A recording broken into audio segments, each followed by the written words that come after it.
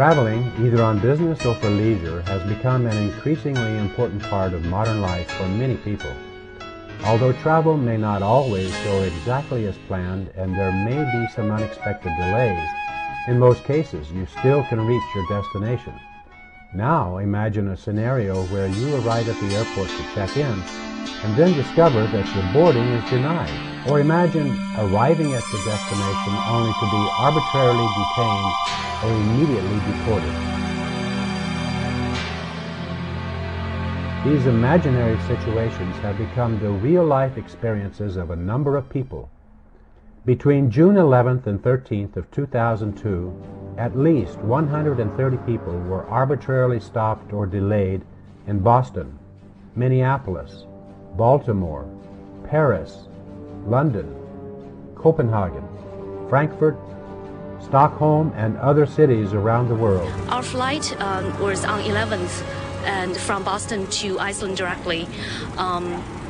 When we were checking in, our names has been carefully examined according to a blacklist, and we were told we can't board. We were detained at Reykjavik airport from noon to midnight for 13 hours. Iceland embassy official was waiting for me. He told I could not travel. Actually, the first question he asked is that whether I'm a Falun Gong practitioner.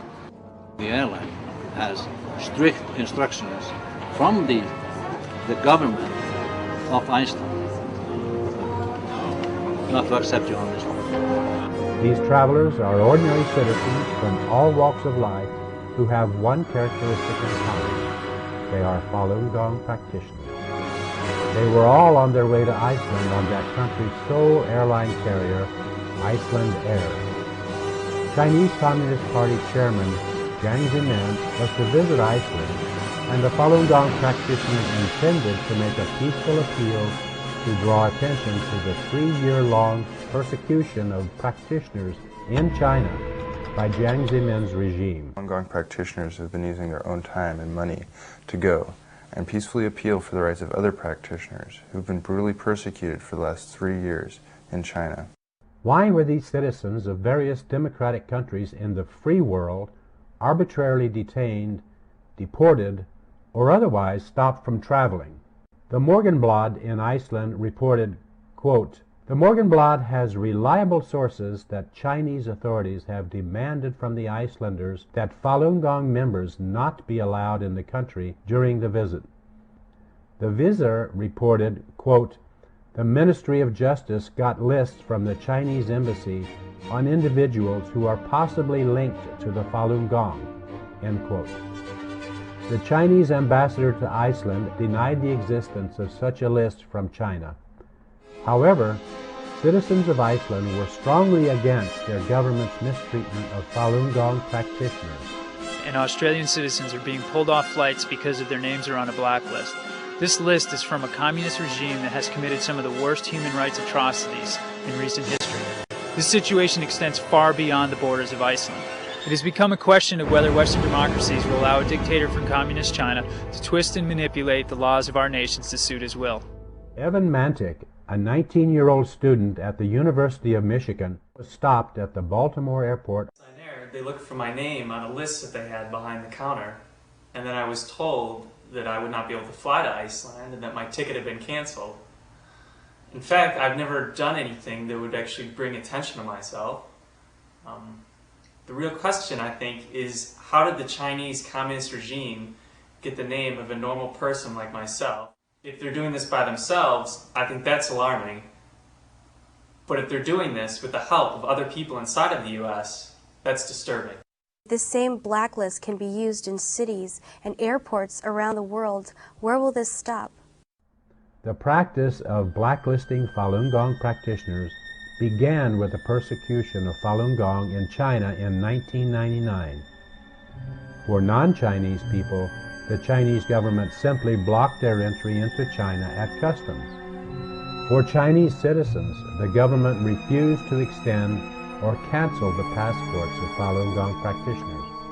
In January 2001, Hong Kong placed a ban on Falun Gong practitioners for the duration of Jiang's visits. Sophie Chow, a Hong Kong resident and spokesperson for Falun Gong in Hong Kong, says, "This is how an open society welcomes those who would make a peaceful appeal to save the lives of thousands in China." A group of people who are recognized as being peaceful want to travel to Iceland to bring awareness to crimes against humanity that only continue to be committed under Jiang's regime in China.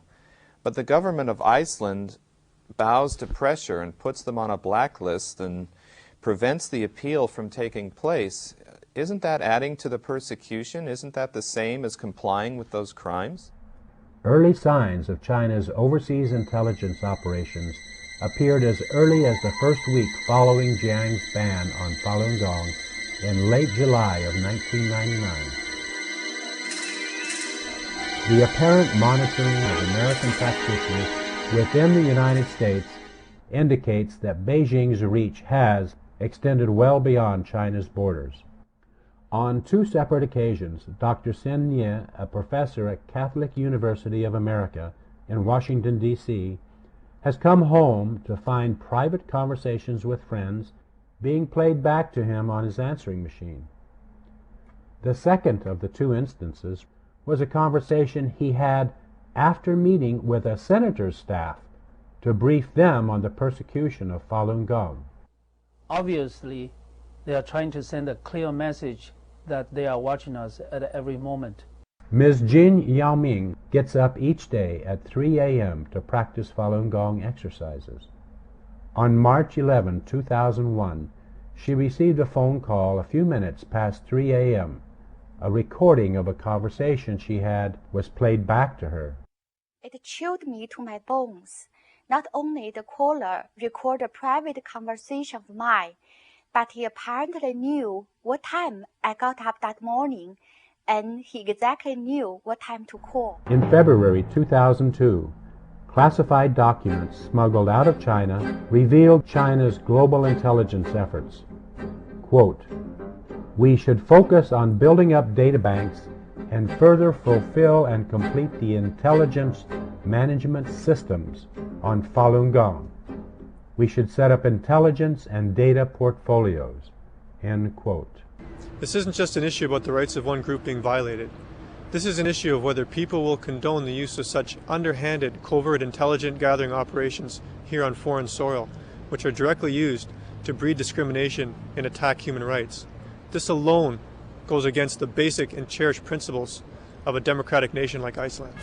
Why is such a list maintained, and who has the ability to maintain it? What did it take to compile such a list, and how many people are really listed? Who is excluded? Who is safe? Biggest shame here is that a democracy would enforce a blacklist given to them by one of the world's largest totalitarian regimes.